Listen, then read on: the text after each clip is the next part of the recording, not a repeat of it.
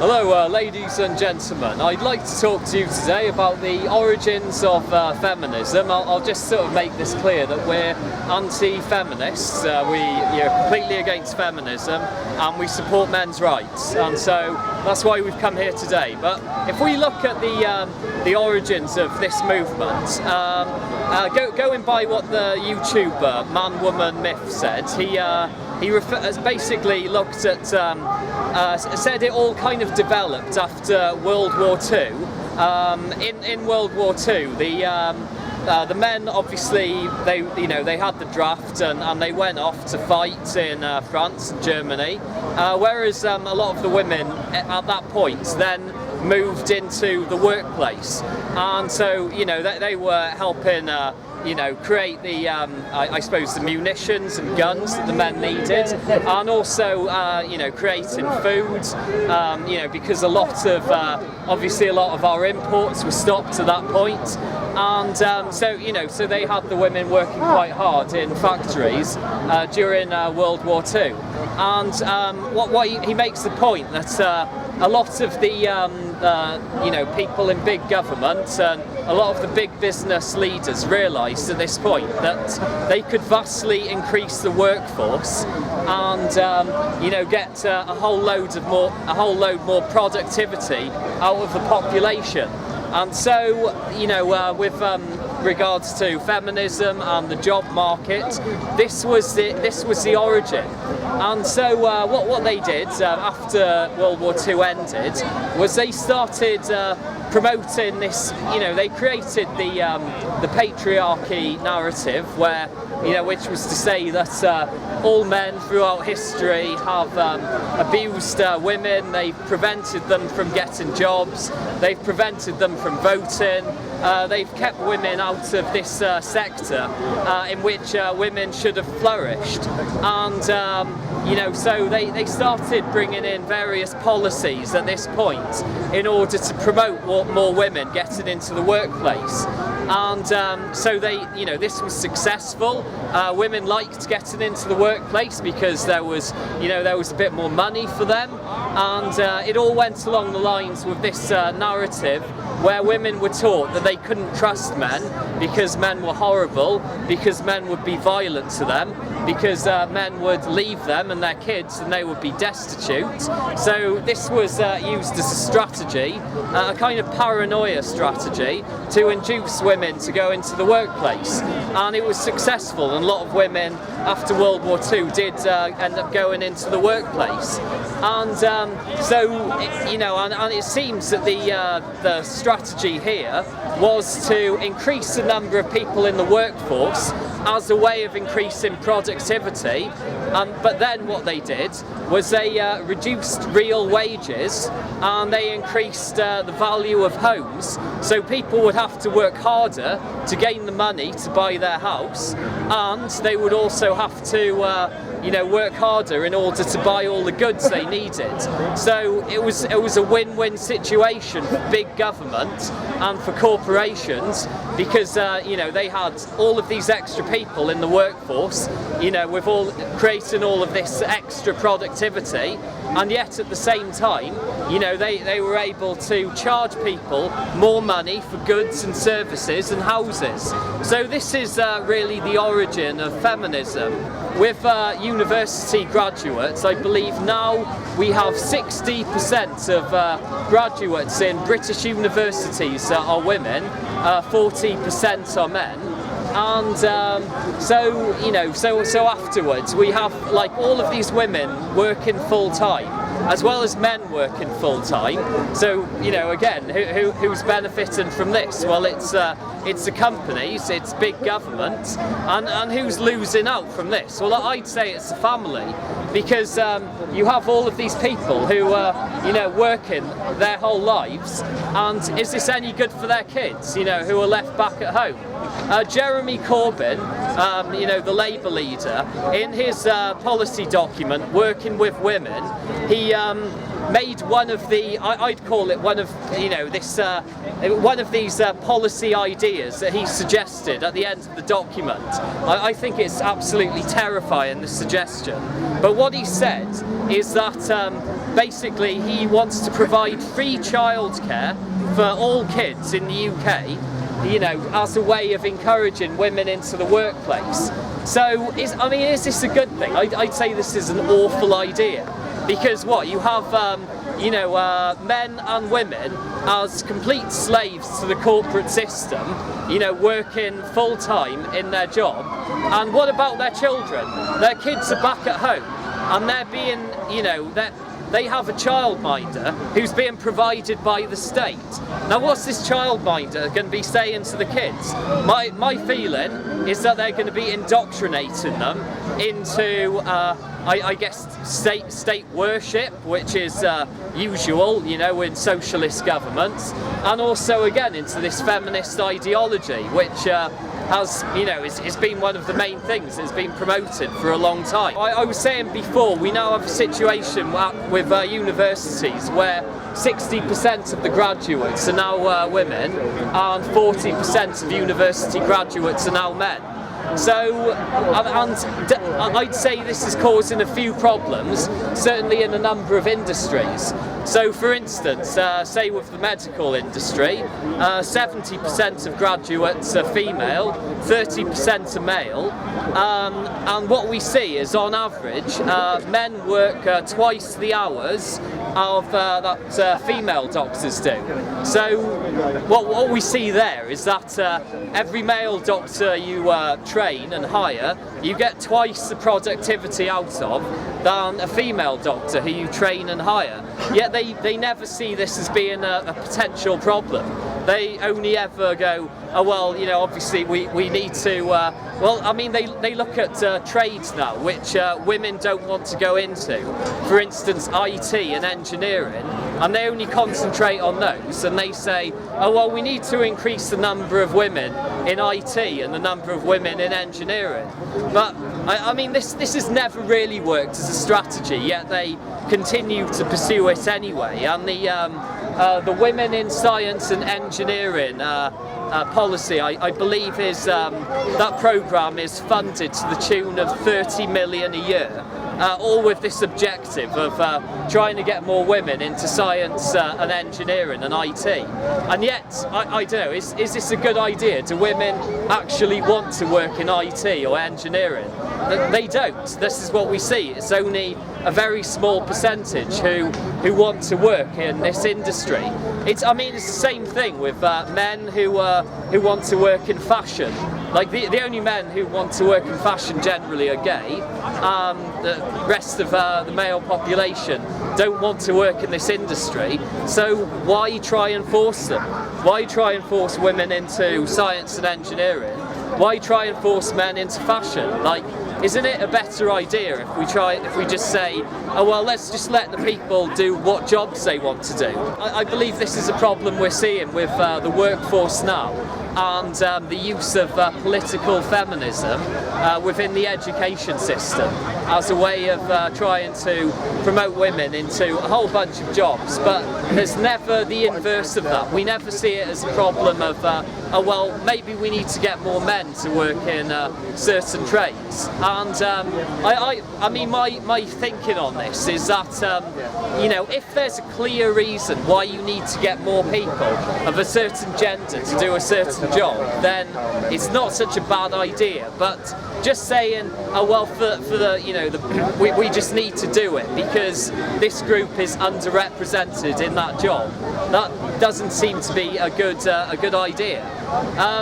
Yeah, I'd say, you know, if we look at some of the other trades as well, you know, as sort of with university ones, I was sort of, I made the point before with a lot of, say with the police service and with the fire service, what they've done now, the feminists, is in order to encourage more women to work in these industries, they lower the bar in terms of the physical attributes and the sort of physical capability of the people they're hiring into these jobs in order to get more women to work in these industries.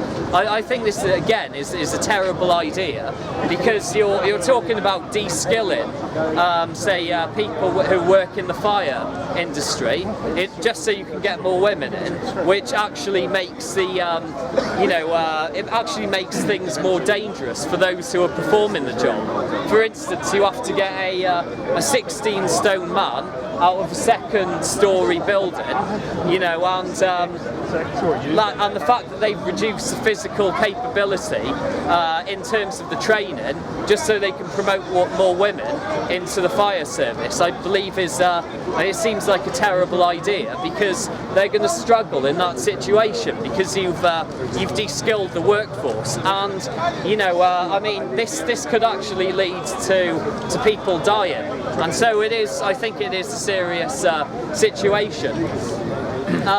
I'd say, another thing they go on about is the wage gap, and they say, oh, it's a problem that men overall, they earn more than women per hour, and they say, oh, we've got to correct this. To me, this is a wild socialist agenda and has absolutely no place in a free market system, and I believe it's important that we have a free market system, because by and large free market systems work. Yeah, sure, there's problems with them, but it seems to be an important way in which we in which we structure our industries in order for them to be productive and to serve humanity and to actually have a benefit. If we look at socialism and communism, its eventual location, if we look at the rise of these two sort of institutions and ways of running a society, what we see is they don't work. The problem with socialism and communism is that you say, okay, I'll give the government, well, with socialism you say, I'll give the government all of a load of tax money and they'll provide a certain industry for me. Okay, fine. But what you don't have the choice of is how much money you give the government, and you have absolutely no choice in where that money goes. So they can send it wherever they want. They can build up any industry as large as they want to, and into the positions within the industry they can hire anyone they want.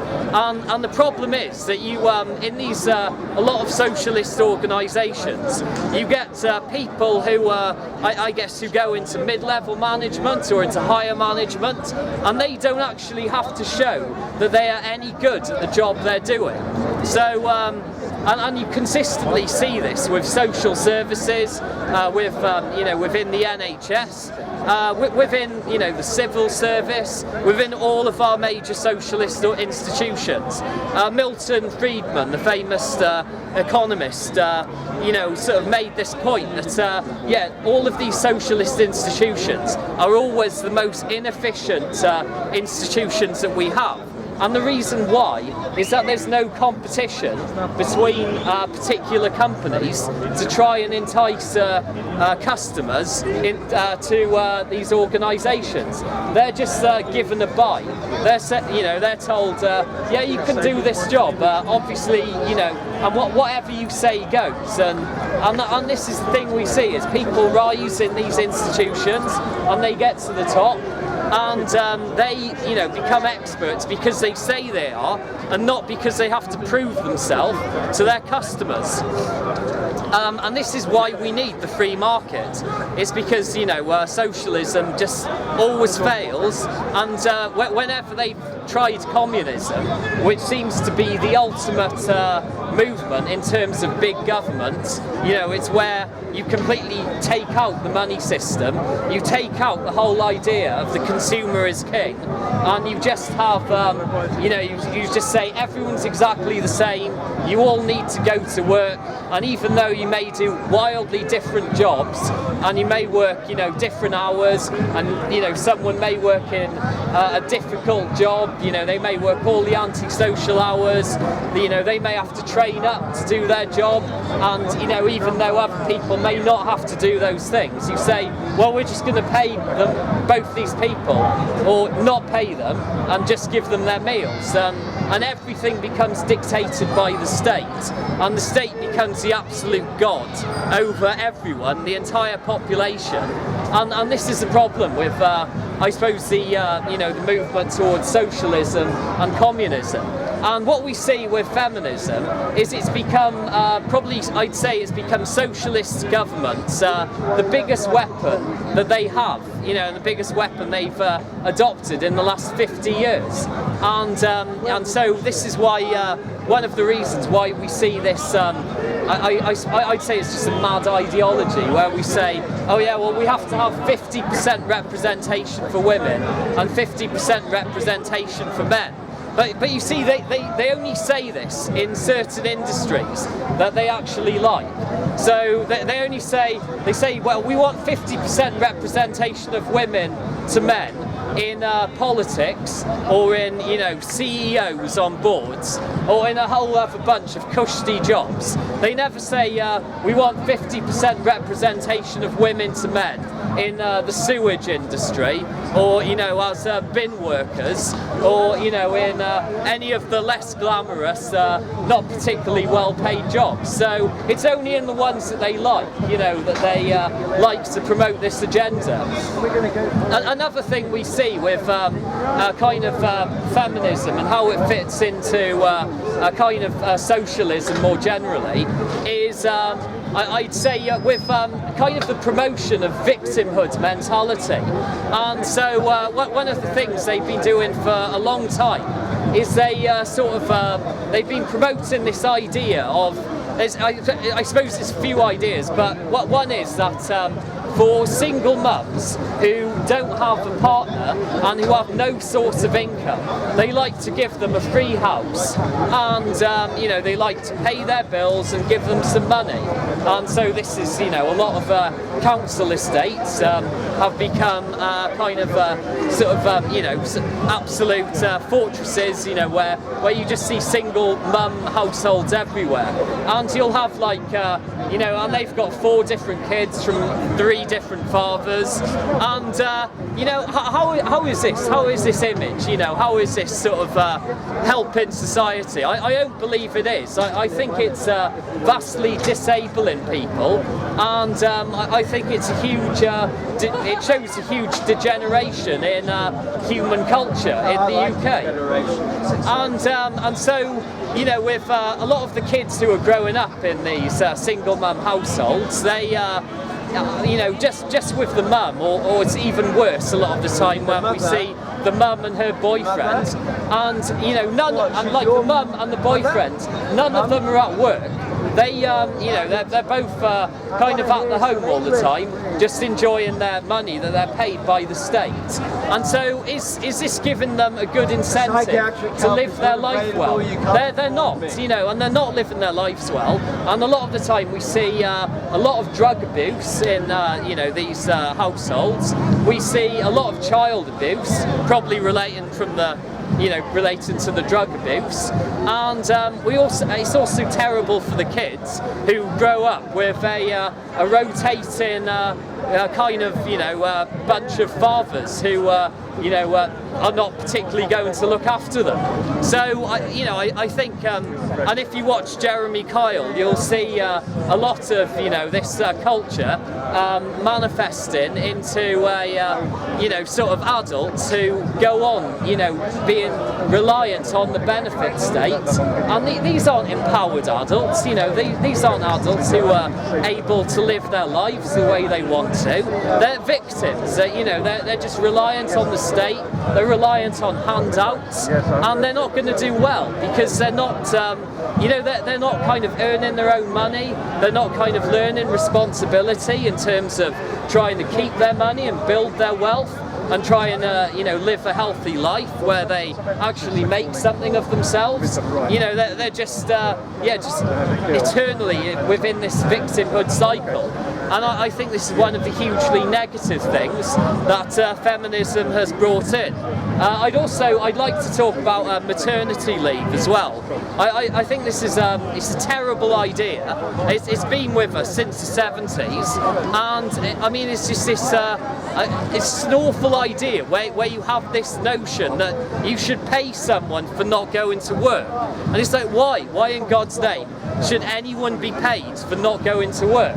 You know, I believe that we should pay people well, those who actually go to work. I think there's a huge problem with that at the moment, where, you know, a lot of people who are kind of working class aren't paid anywhere near enough what they should be.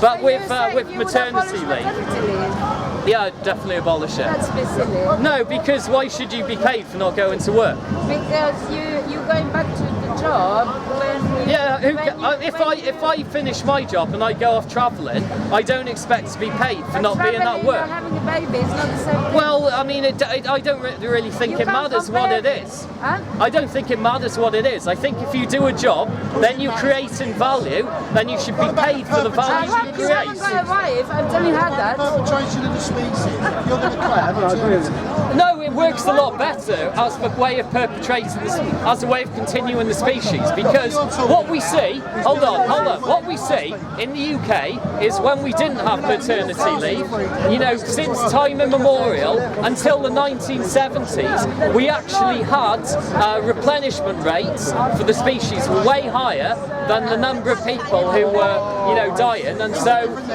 we actually had an increase in population. This increased all the way until the 70s, when we started bringing in a lot of these feminist policies, including maternity leave, and since then replacement rates have dropped. And so what we've done is we've brought in you know, this whole idea of single mum culture, of actually you know, giving a single mum a household, and well, no, that's why we did it, to actually increase the number of children being born.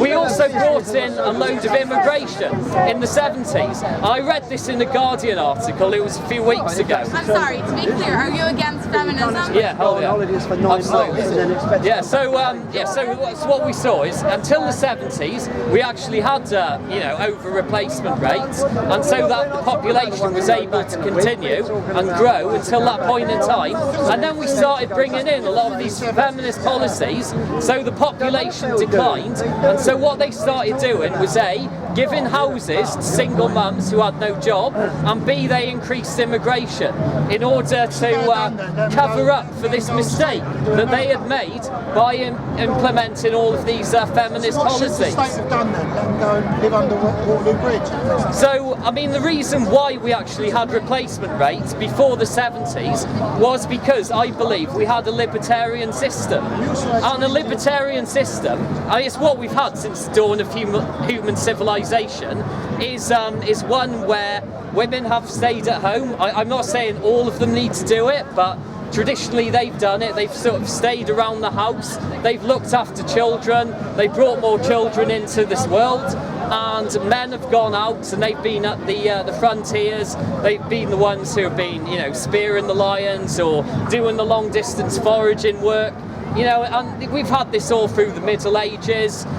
You know, sort of at that point in time, women would probably have, you know, they were kind of baby making machines back then, and they needed to be, because you had the bubonic plague, you had a whole number of other, you know, horrible diseases that were threatening the survival of our species, and so we kind of needed this libertarian system, and I think we need it now, because you know, what I believe what it does is it increases a sort of a mutual dependency between men and women, where they actually are reliant on each other.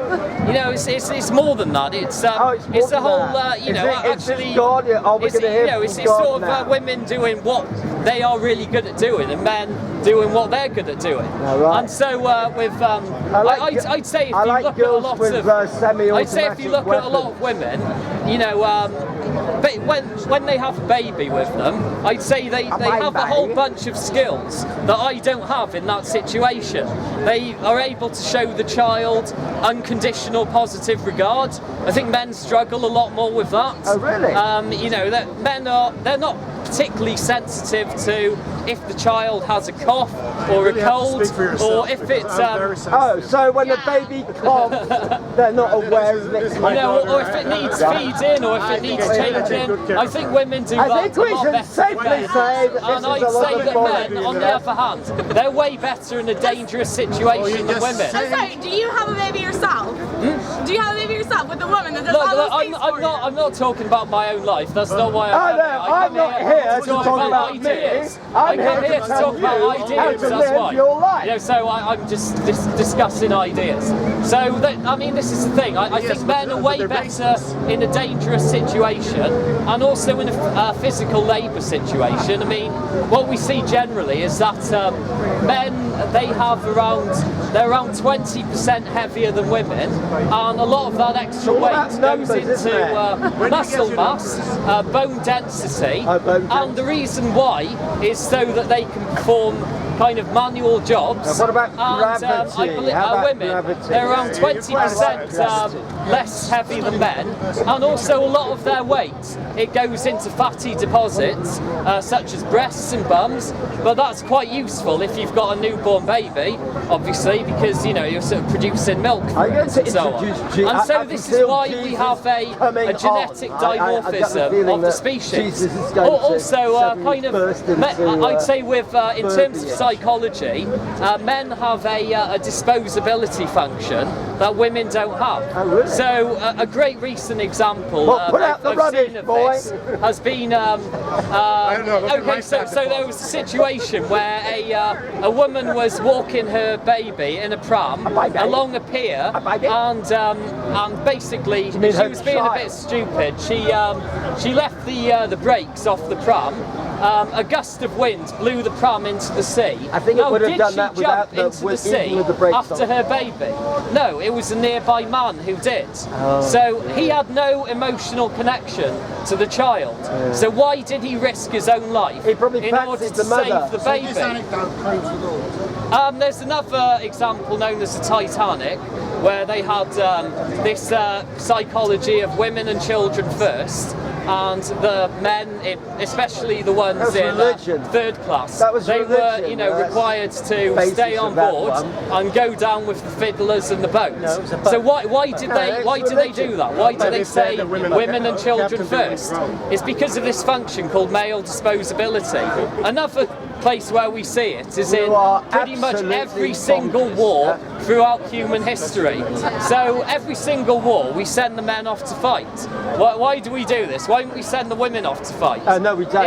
If according No, to we don't. feminists, Only everyone is Russia does that exactly at the the same, moment. and the only difference between men and women Must be is great all view of the socially world through that. constructed, then why, whenever we have a war, do we send the men off to No, fight? we don't. It's because they're talking rubbish, isn't it? It's because, you know, there's it's not just socially constructed. I think you're the talking difference rubbish between because men this and women. country It's because there is an actual physiological difference between men and women, and there's also a psychological difference between them, where men see themselves as being the disposable gender, and women, you know, they see themselves in a way as being the valuable gender, and you know, men see that as well, and that goes right through our evolutionary history, and I believe that's one of the major reasons why, as a species, we've come to dominate this planet, is due to male disposability, and also the fact that we've placed the value of women's life as being higher than that of men's lives. Because if you look at a hunter-gatherer tribe, a tribe that will place the value of women's lives above that of men's lives, that tribe is going to have a higher chance of survival than one that places the value of men's lives above that of women's lives. You know, the more baby makers you have in that situation, the better. Whereas you see a relatively small number of men can, in terms of making babies from the male perspective, they can do the same amount of work as a large number of men. So that's why we've had this emphasis on male disposability, and I believe that's one of the reasons why it's helped our tribe come to, our humanity come to dominate the planet. And also, in terms of bringing this back to the workplace, this is why I don't have a problem with men making more money than women, because a lot of the time when you see men making more money than women, they still have a wife they go back to, and they still give her a lot of this money, and she still does a lot of the spending. So, I mean, is it worth complaining about that much? And also, if she's back at home, she's looking after the children. And is that a bad thing that she's looking after the children?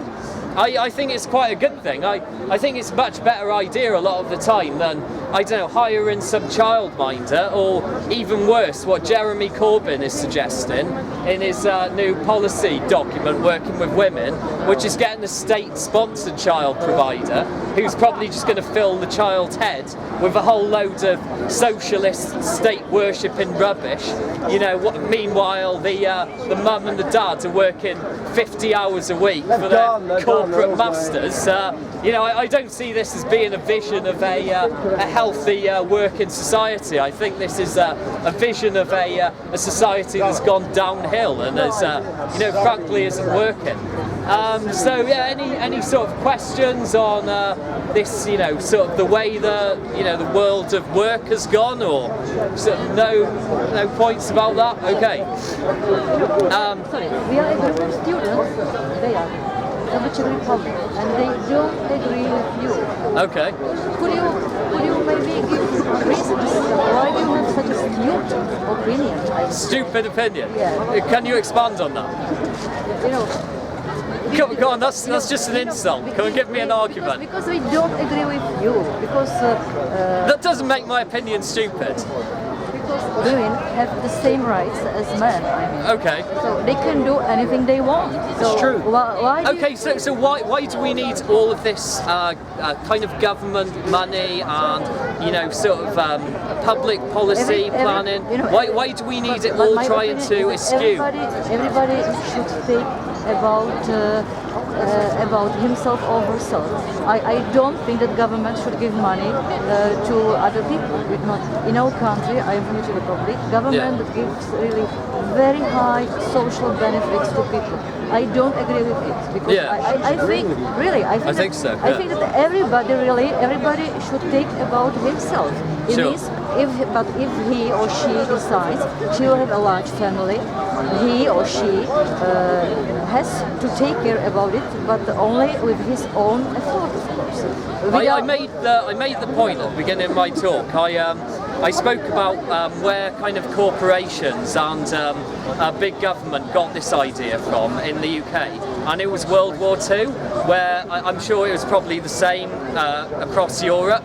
But what happened over here was all the men went off to fight, and all the women moved into, started working in the factories and, in food production and that sort of thing. So no imports, and we needed to make munitions. And so what government and big business leaders saw was that they could increase the amount of productivity from the population, and at the same time they saw that they could then reduce the wages. So they saw this as a way of basically getting rich themselves, and so that's one of the origins of feminism, and that's where it came in. It was a way of kind of exploiting the population into turning all adults into workers, and also removing them from children. I'd say it's in a way it's similar to Pol Pot's communist regime in Cambodia, where he also had a complete separation of men, women and children. They were all divided so that the state could conquer them individually. The family unit was destroyed. I'd say feminism has achieved the same thing. This is what is, this is its aim. But government can't control maybe the number of children in the family. It's everybody's decision. They can't control the number. They can't. Well, what's happened is since a lot of the more overt feminist policies have been brought in the 70s. But they must be able, of course, to have enough money to take care about the family. But it's only up to the family, not up to the government. Well, yeah, I completely agree with this. Sorry? You're 100% in agreement with it. You just don't realise. Yeah, I completely agree with this. I think I don't like So, these. I'd say it's a far left socialist hate movement. What's your job? Can I ask you? What's your job? I don't talk about my job or my life. I just talk about ideas. Sorry. Okay. Yeah, I'd say this is a far left hate movement, and yeah, it works by kind of telling everyone that they, need big governments, they need feminism. It promotes kind of victimhood mentality, and also in terms of the workplace, it's basically forced a lot of women into the workplace who may not have gone there. And has it been, is it good for the children that you have both parents working God knows how many hours a week? If the mum was back at home, would her life be better? I mean, when we have a lot of kind of surveys that look at female happiness since World War II, what we see is it's gone down. Women are generally more unhappy now than they have been, and this continued every single decade since World War II. And also what we're seeing now is even worse from my perspective, is that women are acting like men now, and they're not really having kids anymore. So they're sort of also kind of going out on a Friday night and engaging in kind of thuggish lad culture in the same way that I suppose that men have. And they're, since the 70s, before that we had replacement rates which were kind of above the, basically above what you need in order for your population to survive, and the population was growing until that point. And since the 70s, the UK, the kind of indigenous population, has been going down, and we've combated that by giving houses to single mums who have no source of income, and also by increasing immigration massively. And so, I mean, with the immigration, that's led to all sorts of problems now that we're seeing all over Europe. And we've had the rise of the EDL here in the UK. We've had the rise of Pegida and other organisations in Europe. And I think the whole thing is it just shows I think what we need to do is just get back to our kind of libertarian roots as a species, which is the family looking after itself, the community looking after itself. You don't want the government to, provide what what the family was providing, or what the community was providing, or what the father was providing. The father, the family, and the community do a far better job of providing your needs, and looking after you than the government ever will. The government is just a bunch of people in a building somewhere, say here in London. They don't care about you. They don't care about your community. They don't care about your family. To them it's just a case of making more money, of helping corporations, and of increasing their own profits. And that's, I believe that's what we've seen.